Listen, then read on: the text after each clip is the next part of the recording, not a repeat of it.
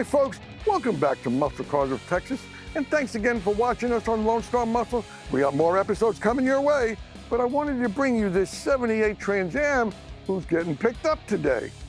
We've done motor, transmission, and you've seen some of the episodes and some of our social media as we put this car together, but motor, transmission, rear end, brakes, power steering, air conditioning, we've done everything on this car.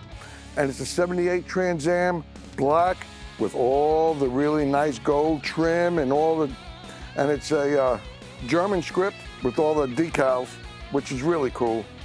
And then, you know, it's got the custom interior. It's a 4-speed car besides, which is really cool. Well, folks, if you want something to drive away in something like this, you know where to bring it, right here at Muscle Cars of Texas.